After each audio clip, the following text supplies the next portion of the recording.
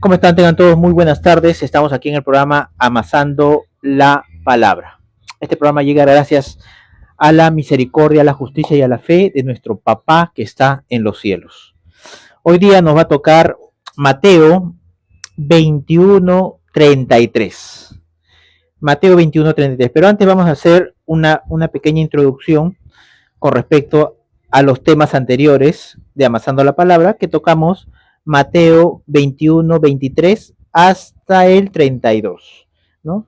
Y con el título que dice la autoridad de Jesús. Vemos que vienen a preguntarle este club mafioso de los fariseos, de los ancianos, que es decir, ellos tenían el control, tenían del templo y cobraban los diezmos, las primicias, las ofrendas, cobraban el impuesto del templo y capaz muchos otros más impuestos que ellos se lo inventaban, ¿no? ¿No? En las fiestas, ¿no? Vemos que le preguntan a Jesús con qué autoridad haces esto. ¿Por qué? Porque para que Jesús esté predicando en las calles, ¿no?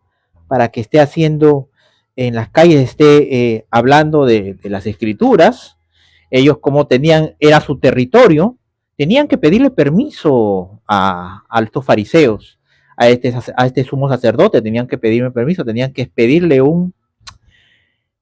una, tenían que pedirle, ¿no? Como así hacen las tiendas, ¿no? Ahora, ¿no? Que tienen que sacar permisos, ¿no? O autorizaciones para poder abrir una tienda, ¿no? De seguridad, de viabilidad, ¿no? Entonces, muchos de estos permisos eran dados por la entidad religiosa y mafiosa de esa época, que eran los judíos, ¿no? Los fariseos, los fariseos que tenían el control, ¿no? De esta entidad religiosa. Entonces, ahí podemos ver cómo a Jesús le preguntan, le dicen, ¿no? ¿Con quién te ha autorizado? ¿Dónde está tu autorización? ¿Y quién te ha autorizado para que hagas esto? Lo pueden leer en Mateo, ¿no? En Mateo 23, cuando vino al templo, los principales sacerdotes y los ancianos del templo se acercaron a él mientras enseñaba, estaba enseñando, y le dijeron, ¿con qué autoridad haces estas cosas? ¿Y quién te dio esta autoridad? ¿Con qué autoridad? Ahora muéstranos el documento con el cual tú estás haciendo esto. ¿Quién te ha autorizado? Y dime con qué autoridad lo haces, ¿no? Si no tienes un documento, dinos con qué autoridad lo haces. Entonces, este club mafioso que extorsionaba a la gente utilizando versículos bíblicos, como Malaquías 3:10, extorsionaba a la gente, ¿no? Entonces, lamentablemente, también querían extorsionar a Jesús.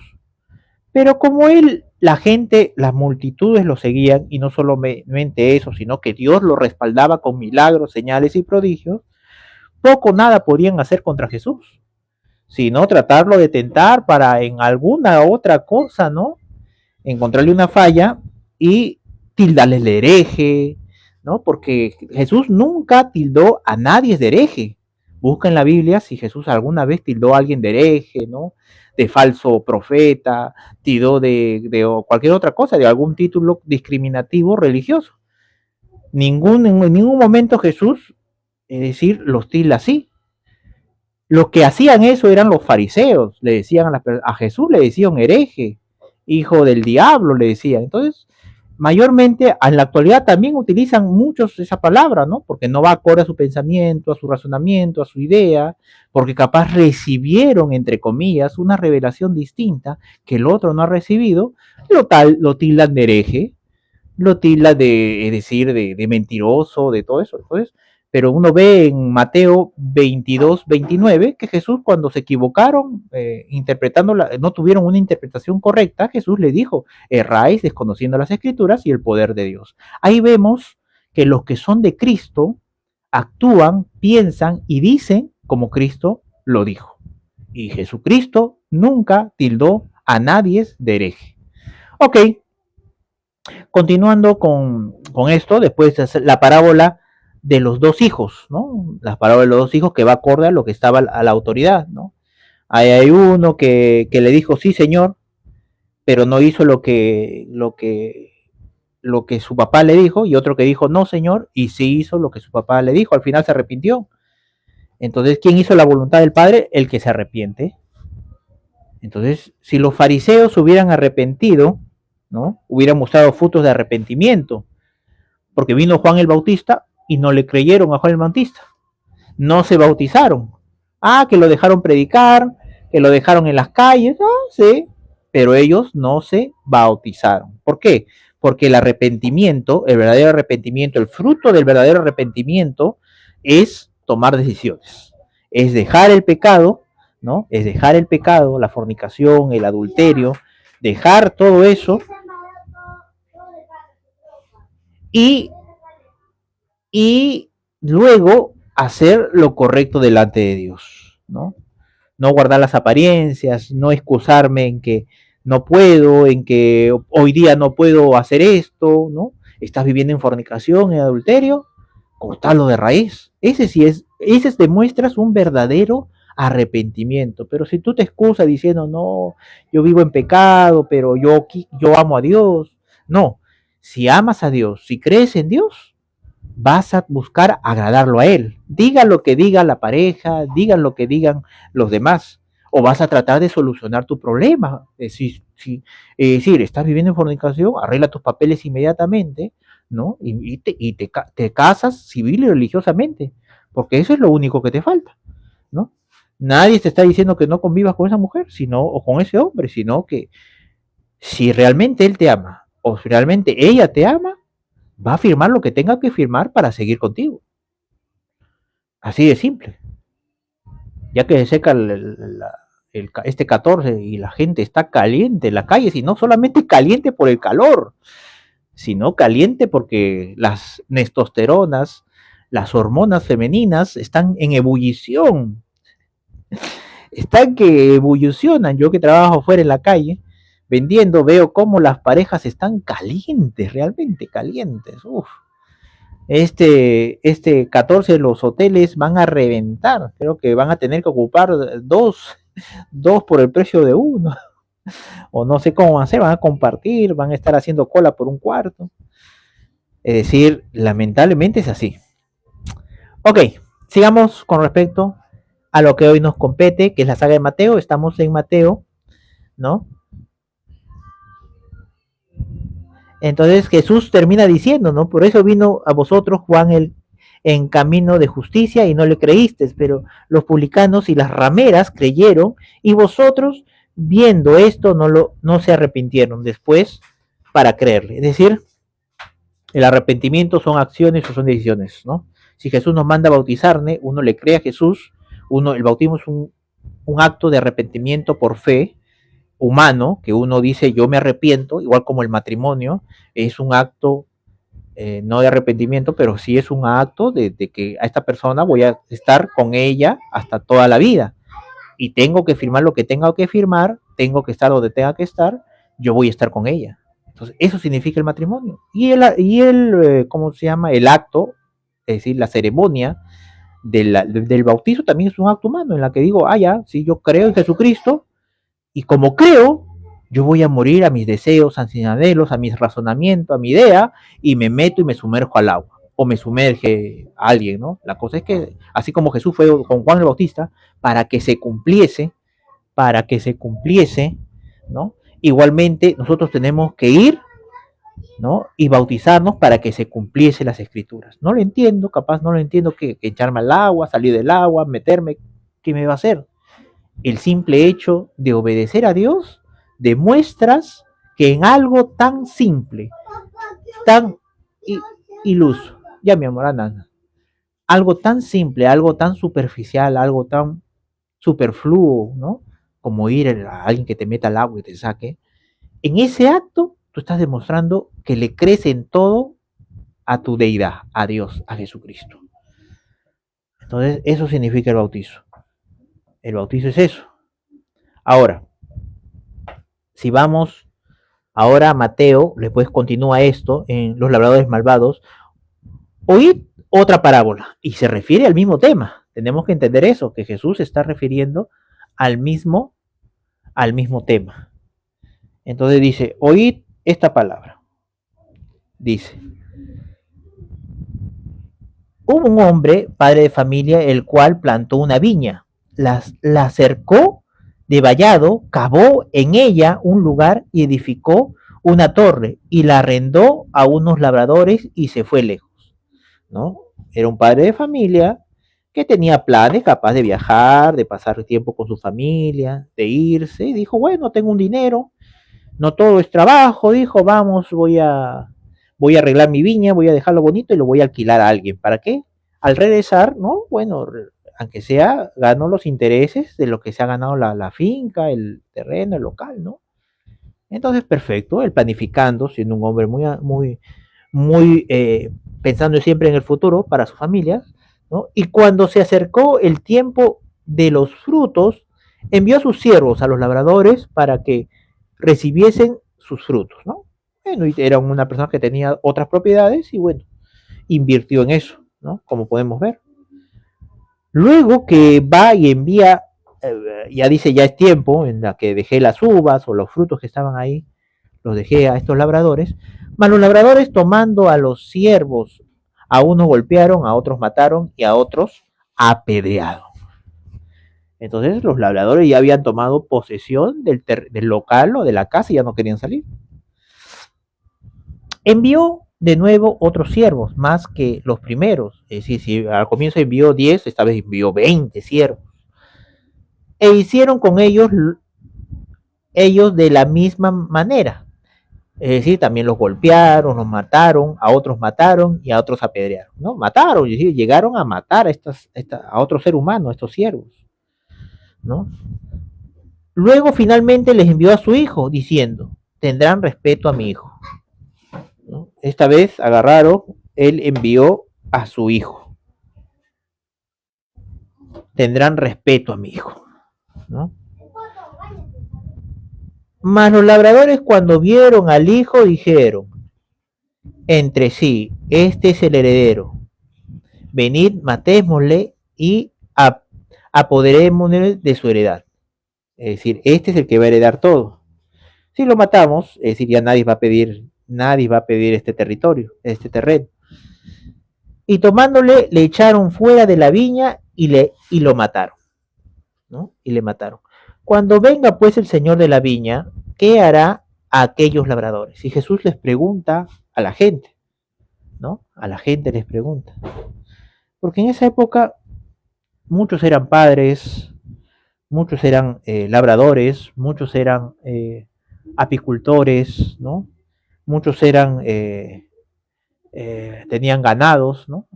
O eran pastores. Entonces, Jesús se refiere a esos términos, ¿no? Entonces, es igual a hoy día, ¿no? Si tienes una empresa, ¿no? Y de pronto pones un administrador, y te vas, ¿no? A armar otra empresa y de pronto este administrador quiere quedarse con la empresa, ¿no? Y hace un montón de artilugios legales y encima contrata sicarios para matar al hijo, ¿no? Imagínense. Entonces, ¿qué es lo que hará este empresario, ¿no? Si matan a su único hijo, vamos a decirlo así. ¿Qué hará este empresario? Entonces Jesús le hace esa pregunta a toda la gente, ¿no? Dice, le dijeron, a los malos destruirá sin misericordia y arrendará su viña a otros labradores, que le paguen el fruto a su tiempo. La gente le respondió así. Imagínense, la gente le respondió así, ¿no? La gente le dio esa respuesta. Es lo más natural y es lo más común, ¿no? Imagínate, han matado a su hijo, entonces, ¿qué hombre? Ellos meditando y diciendo, no, oye, si han matado a su hijo, este hombre no va a tener misericordia. Este hombre, padre de familia, no va a tener misericordia de estos labradores malos. Y con el mismo juicio que los hombres, que es lo más casual, lo más natural, lo más humano, si se podría decir, le dijeron, en el 42, Jesús les dijo, nunca leíste en las escrituras, la piedra que desecharon los edificadores ha venido a ser cabeza del ángulo, el Señor ha hecho esto y es cosa maravillosa a nuestros ojos. es cosa maravillosa a nuestros ojos. Entonces, los que los ingenieros de una obra, los que son los ingenieros, los arquitectos, dijeron, ¿sabes qué? Los que eran las personas que eran encargadas de diseñar, de llevar a los obreros a construir este edificio, agarraron, vieron la piedra y dijeron, no, no, no, esta piedra no nos vale, este cimiento no nos vale, desechen. Entonces, eso mismo explica ahí. Por tanto os digo que en el reino de Dios será quitado de vosotros y será dado a gente que produzca los frutos de él. Y que creyere sobre esta piedra será quebrantado, y sobre quien ella cayere le destruirá. Entonces, aquella persona que cae sobre Cristo, le dice, ¿va a ser qué? Dice, el que cayere sobre esta piedra será ¿qué? Quebrantado. Cuando uno cae en Cristo, uno es quebrantado, porque reconoce sus errores, sus pecados, y esa piedra te quebranta, ¿no? Al quebrantado y al humilde de corazón, Dios no rechaza. Y uno es quebrantado, por supuesto. Cuando cae en Cristo, que es la perfección, que es amor, uno se da cuenta qué tan lejos de la verdad ha estado. Y ese es el Cristo que muchos de nosotros conocemos, ¿no? Capaz por una circunstancia adversa, por una dificultad. Hoy en día capaz tú estás bien, nunca has pasado nada, vive de tus padres, ¿no? Pero va a llegar un día en que va a llegar el día malo. A todo ser humano le ha llegado. Y en ese día acuérdate, Jesús está con los brazos abiertos para que lo conozcas, ¿sí? Entonces, dice ahí, el que cayere sobre esta piedra será quebrantado, y sobre quien ella cayere le desmenuzará. Es decir, si Jesucristo cae sobre ti, olvídate, te hace polvo, te hace polvo, porque, cuida hija, no vas a tocar. Ya, muy bien. Entonces, para que uno deseche, trate de desechar la piedra, tiene que moverla, tiene que lanzarla al aire, tiene que hacer muchas cosas. Pero al momento de desecharla, es decir, esa piedra va a caer sobre ti. Lo único que vas a hacer es perder la vida, si desechas a Jesucristo. Y oyeron sus palabras los principales sacerdotes y los ancianos, entendiendo que hablaba de ellos. Es decir, ellos dijeron, oye, nosotros somos los edificadores, somos las personas que están encargadas de conducir a este pueblo a las cosas de Dios, de hablarle las escrituras, los maestros de la ley, los intérpretes, los fariseos, ¿no? Ellos eran los papas de esa época, ¿no? Los cardenales de esa época. Entonces, ellos entendieron que está hablando de ellos, pero al buscar cómo echarle mano, temían al pueblo porque éste lo tenía por profeta. Entonces Jesús, la gente, las multitudes, lo tenían por profeta. Y ellos evaluando como todo político corrupto, no, si le echamos mano, pucha, la gente se nos va a venir encima. No, le sana a los ciegos, a los mancos le saca el brazo, a los cojos le hace crecer su pierna, leprosos, muertos resucita, o no, acá si le metemos mano con nuestros soldados, con nuestros guaruras, con nuestra gente, porque ellos tenían su mafia y tenían aquellos que los chalequeaban, ¿no? Sus guardias de seguridad, que eran los del templo, los soldados del templo, ¿no? Entonces, tenían todo un medio de extorsivo para someter al miedo, para someterlo a la gente, al terror, y para sacarles los diezmos, las ofrendas, las primicias, para sacarle el impuesto del templo. Tenían todo un medio de extorsión.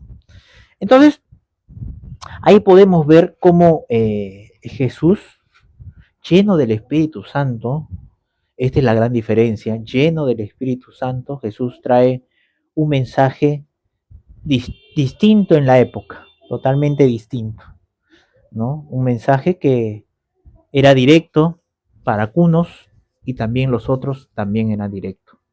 Era un mensaje claro, puntual, muchas veces, otras veces teníamos que preguntarle a Jesús, y lo que uno no pregunta, es decir, a Dios. ¿Y dónde lo va a preguntar? Uno dirá, ¿no? ¿Dónde lo va a preguntar? Jesucristo lo dijo claro, Mateo 6:6. Mas tú cuando ores, entra a tu cuarto y cerrada tu puerta, ora a tu Padre que está. Lo pueden leer en Mateo 6:6. Tu Padre que está. No dice que posiblemente esté, ¿no? Quién sabe, capaz si ese día no has cometido ningún error, ningún pecado, capaz aparezca Dios. No, dice tu Padre que está. Él está. Así hayas hecho lo que hayas hecho, Dios está esperando. Acuérdense de Caín. Caín había matado a su hermano y Dios se le presentó, le habló y encima lo protegió de los demás porque dice que matar a Caín 7 veces será maldito. Protegió a Caín, imagínense, ¿no? Entonces, ese es nuestro Padre. Nuestro Padre está lleno de misericordia, es la misericordia de nuestro Padre. Nosotros tenemos que creerle a Él, esa misericordia, el año agradable del Señor.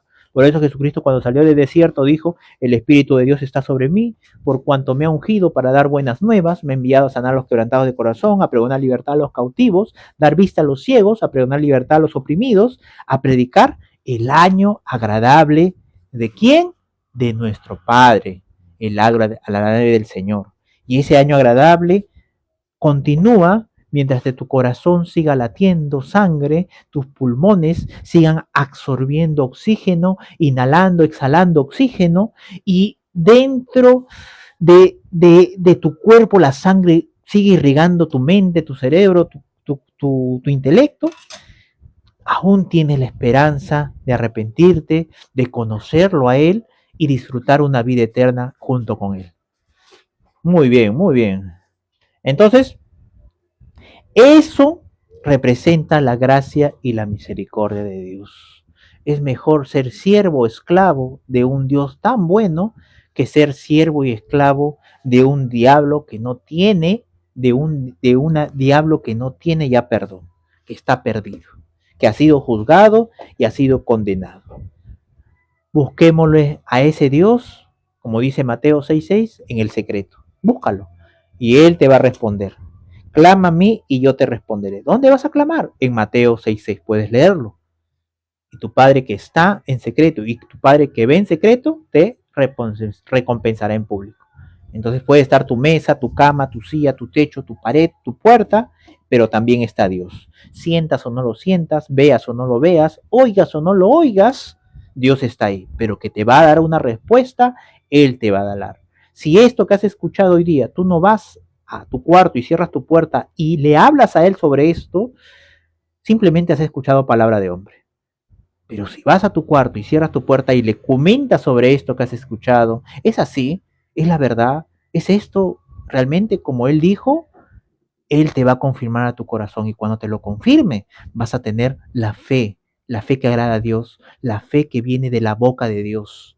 Porque la fe viene por el oír, y el oír, ¿qué? La palabra de Dios. Y Jesucristo le dijo a Satanás, no solo de pan vivirá el hombre, sino de toda palabra que salga de su boca. Y el único lugar donde la palabra sale de su boca es en esta cita con Dios, Mateo 6:6.